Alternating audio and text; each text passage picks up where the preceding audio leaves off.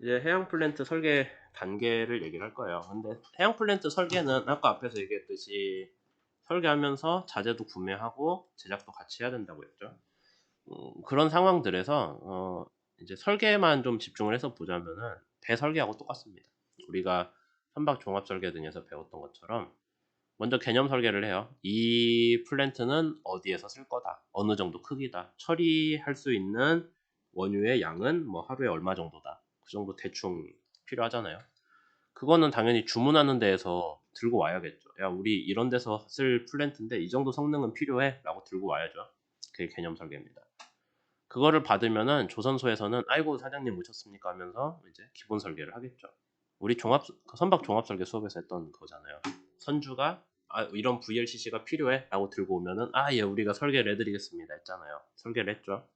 그게 기본 설계고, 그거를 많은 이제 그거를 일반적으로 부르는 용어들이 피드라고 하는데, 프론트엔드 엔지니어링 디자인이라 해서 그냥 디자인이 아니라 엔지니어링한 디자인이에요. 실제로 설계가 반영이 될 수 있는 그런 디자인을 제일 처음에 하는 게 기본 설계고, 이 기본 설계가 끝나면은 뭐가 나오냐면은 견적이 나옵니다. 그래서 아까 앞에서 발주처에서 이런 게 필요해라고 개념 설계를 들고 왔잖아요. 그럼 그거를 실제로 구현하기 위한 기본 설계를 하면은 조선소에서 기본 설계를 하면은 사장님 대충 이 정도 도면이 나왔고요. 뭐 배는 이렇게 생겼고 배 밑바닥은 탑사이드는 이렇게 들어갈 거고요. 뭐 여기에다 굴뚝 하나 세워줄 거고요. 뭐 등등 나오겠죠? 그럼 이런 설계가 나왔으면은 거기에 들어가는 장비는 뭐가 있고요. 비용은 우리가 대충 보니까 며칠 걸릴 거고 몇 달 걸릴 거고 사람은 몇 명 정도 쓸 것 같고요. 그다음에 뭐 돈은 얼마가 들 것 같다라고 견적을 내서 줘요. 그러면은 발주처에서는 견적 보고 마음에 들면 하고 아니면은 뭐 딴 데 알아보든가 하겠죠. 우리가 종합설계에서 하던 거잖아요. 근데 종합설계 수업에서는 인력이나 기간까지 계산은 안 하긴 했죠. 그래도 평가할 때는 했었죠. 뭐 배가 크면은 인력이나 자재가 많이 드는 거고 뭐 그런 식으로 LWT가 많이 나가면 철판을 많이 쓴 거고, 그런 것들을 추정을 할 수 있는 게 기본 설계입니다. 근데 기본 설계를 조선소에 그냥 맡겨놓으니까 발주처에서는 마음에 안 드는 구석들이 생길 수도 있잖아요. 그러다 보니까 프리피드라고 해가지고 발주처에서 좀 어느 정도 기본 설계를 해가지고 가져오는 경우도 있어요. 뭐 발주처라고 아예 조선소 하는 일을 모르는 건 아니니까 적당히 잘하는 사람 불러가지고 대충 설계 안 들고 만들어가지고 야, 이 정도 이런 거 기반으로 기본 설계 해주고 견적 내줘라고 얘기를 하는 경우도 있고, 그 다음에 상세 설계랑 제작은 그냥 이제 실제로 그 설계하는 거죠. 뭐 별로 할 얘기가 없네요. 정확히 뭐가 어떻게 들어가고 뭐 어떻게 배치되고 그런 것들을 다 해내는 게 상세 설계죠. 해양 플랜트 설계를 할 때 이제 아까 앞에서 얘기했던 설계 단계들과 엮어서 좀 설명을 할 때 제일 중요한 건 위험도 기반 설계입니다. 아까 얘기했듯이 해양 플랜트는 안전밖에 할 얘기가 없어요. 안전 관련한 거. 근데 안전 관련한 얘기를 할 때 그럼 뭔가 위험해야 거기에 대응한 게 안전이잖아요. 그래서 개념 설계 단계에서 어떤 위험들이 발생할지, 뭐 어디가 폭발할 건지 아니면 뭐 파도가 어떻게 올라올 건지 그런 것들을 다 파악을 해서 뭐 완벽하게는 아니겠지만 적어도 할 수 있는 한 해서 위험한 것들이 이런 게 있다라는 목록을 만듭니다. 목적이라고 했네? 목록인데. 목록을 만들고요. 그 목록을 가지고 기본 설계 단계에서 이런 위험이 있다고요? 그럼 저희는 이렇게 대응하겠습니다. 라고 해서 거기에 대한 위험에 대한 대응을 하나씩 하는 거예요. 뭐 예를 들어서 저기 화장실에 불이 날 것 같다고요? 그러면 소화기를 놓겠습니다. 그런 거죠. 그 다음에 기본 설계 결과가 다 나왔으면 또 상세 설계 갈 때 위험도를 다시 한번 평가를 하거든요. 근데 앞에서 기본 설계에서는 그냥 정성적이라고 해서 아마 책에서는 퀄리테이티브라고 할 거예요. 그러니까 퀄리티 좋고 나쁘고 그 정도 수준에서 평가를 하는 게 정상적이고, 정량적은 퀀티파이라고 해가지고 퀀티테이티브였나? 저도 뭐 이거 잘 안 쓰는 말이라서. 하여튼 정량적이라고 하는 거는 그걸 양으로 표현하는 거예요. 그러니까 불을 끌 수 있다 없다가 아니라 불을 몇 분 안에 끌 수 있다 없다. 그런 식으로 숫자로 표현을 해주는 게 정량적이고, 이거는 이제 상세 설계에 들어갈 때는 위험에 대한 대응을 저렇게 정량적으로 수치화를 해서 표현을 해야 된다라는 거죠. 그냥 단순히 끌 수 있습니다, 그게 아니라 몇 분 안에 끌 수 있습니다, 아니면은 뭐 다른 사고의 위험에 대해서 뭐 몇 퍼센트로 대응할 수 있습니다, 그렇게 얘기를 쓰는 거고요. 물론 우리가 그런 위험도에 대해서 정량적으로 했을 때 100% 확신합니다 라고 하면 제일 좋죠. 근데 그렇게 하려면은 현실적으로 불가능하잖아요. 그래서 현실적으로 가능한 수준으로 하는 그런 게 ALARP라고 해서, 딴 데서 쓰는 말인지 모르겠네. 현실적이 프랙티컬하게 현실적으로 납득할 만하게 가장 낮은 수준으로 라는 뜻입니다. 그러니까 그냥 할 수 있는 데까지 해보자 라는 거죠. 근데 너무 안전으로 너무 많이 흘러버리면은, 물론 안전이 중요하긴 한데 너무 많이 흐르면은 거기에 들어가는 설계가 복잡해지거나 아니면은 돈이 많이 들거나 하잖아요. 그러니까 불이 99% 정도 안 나는 시스템이랑 100% 안 나는 시스템이랑은 들어가는 자원량이 많이 다를 거예요. 그런 것들을 고려해서 현실적인 수준에서 멈춘다, 그런 설계를 한다라는 거고요. 이제 뒷부분에서는 그럼 해양 플랜트의 미래에 대해 얘기를 합니다. 우리가 수업에서 해양 플랜트 미래상에 대해서 여러분들 보고서 써오라고 했잖아요. 사실 거기 내용의 시작이 될 만한 부분이고, 우선 책에서 얘기한 에너지 관련 전망들이 있었어요. 그게 뭐가 있냐? 에너지 수요 증가할 거고요. 뒤에서 자세히 설명할게요. 재생에너지랑 우리가 일반적으로 쓰는 에너지들의 주요 소스가 재생, 뭐 태양광, 풍력, 그런 거죠. 원자력, 그 다음에 화석. 이 세 가지 정도 있겠죠, 생각해보면. 전기도 이렇게 만들잖아요, 셋 중에 하나로. 근데 그 중에서 얘네 전체의 양은 커질 거란 거예요, 에너지 전체 사용량은. 왜냐면 이 우리가 얘기하는 OECD 선진국들은, 우리나라도 포함해서 잘 사는 나라들은 이제 에너지 수요 안 늘거든요. 더 늘 데도 없어요. 근데 이제 개발도상국들이 옛날에는 전등 안 켜고 살다가 이제 다 전등을 하나씩 켠다거나, 컴퓨터가 없이 살다가 컴퓨터를 하나씩 들인다거나, 그런 식으로 개발도상국들에서 에너지 소모가 늘어나기 때문에 지금 에너지 수요는 증가하고 있습니다. 앞으로도 계속 증가할 거예요. 거기서 재생에너지는 원래도 비율이 그렇게 많지 않았는데, 재생에너지가 2배 많아져 봐야 전체에서는 별 비중이 없는 거예요. 그런 얘기하고 있고, 원유랑 천연가스를 대체할 연료가 있냐라고 하면은 솔직히 없어요. 그래서 단기적으로라고 써져 있지만은 제가 보기에는 장기적으로도 이게 대체될 것 같지는 않다. 그러니까 계속 원유랑 천연가스의 사용 수요는 있을 거다. 그러니까 해양 플랜트도 계속 있을 거다라는 게 여기서 하는 얘기죠.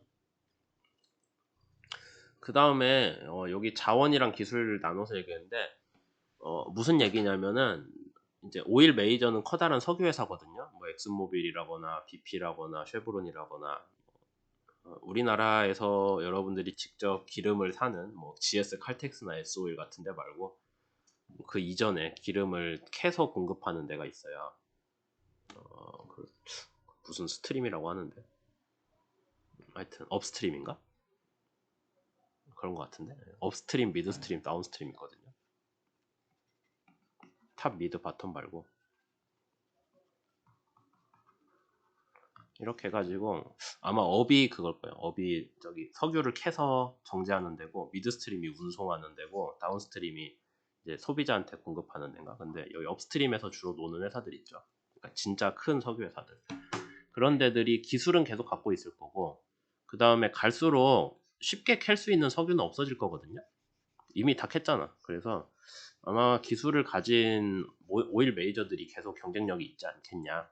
그러니까 석유 캐기 힘든 데는 계속 이렇게 도전할 수 있는 데는 큰 회사들 뿐이니까.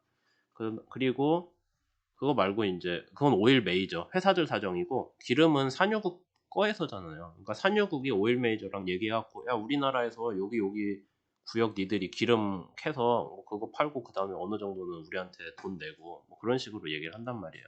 그러니까 기름이 있는 나라들은 계속 자기 자원들을 팔아먹을 그런 생각을 할 거다라는 거죠.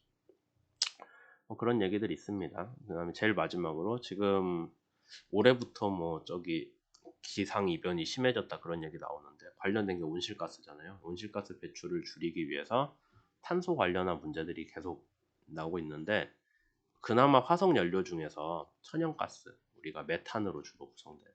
천연가스는 얘는 태워봐야 이산화탄소 하나 나오잖아요. 그렇죠? 근데 탄소가 많으면은 이산화탄소도 나오고 뭐 일산화탄소 나오고 등등 하거든요. 그래서 탄소 배출량이 적은 게 여러분들이 선박 종합설계 때 EEDI 배운 거 기억나면은 그때 EEDI가 그냥 선박 중유를 태웠을 때보다 LNG를 태우는 게 훨씬 낫다라고 배웠을 거예요. 그 이산화탄소 배출량이 훨씬 적다. 그 얘기 때문에 여러 가지 연료를 천연가스로 대체하려는 움직임은 항상 있고, 그래서 천연가스의 가격이나 수요는 계속 늘고 있습니다. 그 다음에 추가로 탄소를 배출했을 때 그 탄소를 모아서 저장하는, 그러니까 이산화탄소, 공기 중 이산화탄소를 아예 없애기 위한 그런 기술들도 항상 얘기는 하고 있죠. 뒤에는 이제 도표들인데, 그래서 어떤 일들이 벌어지고 있냐, 에너지 수요 예측이라고 해서 2020년인가 그때 영국 석유회사 브리티시 페트롤리움 BP에서 낸 보고서예요. 한번 보시죠. 그러면은 시간이 갈수록 에너지 전체 사용량은 늘어나고 있어요. 꾸준하게 늘 거고, 지금 2020년 들어왔지만은 앞으로도 더 늘 것 같아요. 줄진 않아요. 근데 한번 볼까요? 석유 관련한 거는 가다 보면 이제 더 안 늘 것 같고, 뭐가 제일 늘었어요? 딱 봐도 석탄하고 코얼이 석탄이거든요. 그 다음에 가스, 천연가스는 확실히 늘 수밖에 없습니다. 왜냐면은 천연가스 옛날에는 석유 캐고 천연가스 나오면 그냥 태워서 버렸거든요. 쓸모없다고. 근데 얘가 탄소가 적게 나오는 거라서 계속 가격이 오르고 있죠. 그래서 가스에 대한, 천연가스에 대한 수요 계속 늘어날 거다라는 거 있죠. 그 다음에 제일 위에 주황색이 재생에너지인데, 재생에너지 보면 어때요? 늘어나긴 하는데 애초에 조금 있던 애들이라서 뭐 여기에서 여기 한 10배 늘었다고 쳐도 그렇게 크게 티는 안 나죠. 그거 말고 뭐 원자력이나 수력도 있긴 하네요. 그런 것들이 있고, 여기서는 이제 몇 가지 시나리오에 대해서 쓴 건데, 사실 이건 우리 수업과 큰 연관은 없습니다. 근데 CO2 배출량에 대한 거예요. 그러니까 에너지 소비는 계속 늘어날 텐데, 우리가 재생에너지를 많이 쓰거나 뭐 탄소 배출이 없는 원자력 같은 거를 많이 쓴다라고 하면은 에너지 수요는 늘어나지만 탄소 배출량은 줄어들 수도 있겠죠. 그래서 진짜 작정하고 탄소 적게 쓰는 시스템으로 우리가 가기로 한다면은 탄소 배출량은 줄어들 거다. 그렇게 됐을 땐 어떻게 되냐? EFT가 제일 급하게 탄소를 그만 쓰기로 한 거니까 리뉴어블 에너지 분량 확 늘려야 되고요. 그 다음에 오일, 가스, 석탄 이거 3개 비중 확 줄여야 됩니다. 뭐 어떤 정책을 쓰든 간에 그렇게 해야 된다라는 얘기죠. 그렇게 안 하고 그냥 가스 덜 쓰는 거. 그러니까 가스 활용이 지금보다 더 비중을 키우지 않고 그냥 대충 흘러가는 대로 가져라고 하면은 화석 연료 비중이 이만큼이나 나오고요. 뭐 그러면은 CO2 배출량은 계속 증가할 거다. 그런 얘기들이죠. 그래서 환경 관련한 문제로 인해서 우리가 천연가스 사용량은 늘고 있다. 그다음에 그냥 석유 사용량은 뭐 앞으로도 비슷하게 갈 것 같다. 그런 거 얘기를 했고요. 그 다음에 이제 유가 관련한 건데, 이거 조금 몇 년 된 그래프라서 그렇게 지금 상황에 맞지는 않은데 기본적인 내용만 한번 보시죠. 그러면 우선 기름값은 저기 뭐 미국, 영국 그런 데서도 물론 컨트롤하기는 하는데 제일 그 주도적으로 기름값 조절하는 데가 오펙이라고 있습니다. 뉴스에서 한 번씩 봤을 거예요. 석유를 수출하는 게 그 경제에서 상당히 큰 비중을 차지하는 나라들의 기구고, 오펙 플러스라고 해서 러시아도 들어가는 경우도 있어요. 비슷한 상황인 나라들끼리. 그런 나라들끼리 모여가지고 우리가 이번에 기름값을 좀 올리고 싶어. 그러면은 석유를 조금 적게 채굴하자. 서로 협의를 해요. 그래서 너는 10% 줄이고 뭐 나는 5% 줄이고 그렇게 서로 얘기를 합니다. 그걸 하는 데가 오펙인데, 기본적으로 여기 나라들은, 그러니까 리비아예요. 리비가 아니라 이런 나라들은 그 오일 메이저를 직접 운영할 수 있는 나라들은 아니고 그냥 석유 자원 가지고만 있는 나라들이겠죠. 그런 데에서 어떤 식으로 하고 있냐. 원래 이런 나라들은 석유 캐기가 쉬운 나라거든요. 그런데 그런 나라들의 유전이 당연히 고갈되고 있겠죠. 여러분들 맨날 보면은 저 어렸을 때도 그랬는데 앞으로 석유 30년 쓰면 다 없어진다 하거든요. 근데 그놈의 30년이 계속 30년째 하고 있어요. 얘기를. 왜 그래요?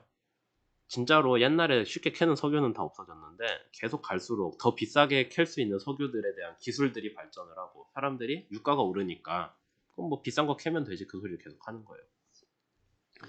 그래서 기존의 채굴 난이도가 낮은 유전들은 고갈이 되고는 있지만은 그거 말고라도 계속 개발을 하고 있다.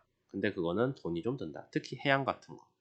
여기 그림 보시면은 진한 파란색이 디버터거든요. 우리가 주로 다룰 해양 플랜트예요.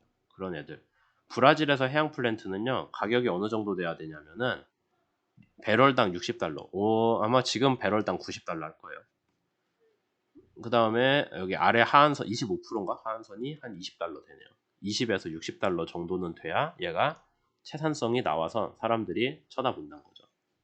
그 다음에 여기 뭐 디버터 넌 오펙은 오펙 외의 나라들에 대해서 미국, 영국 그런 나라들 거기에 대해서도 해상에서 캘려면 이 정도.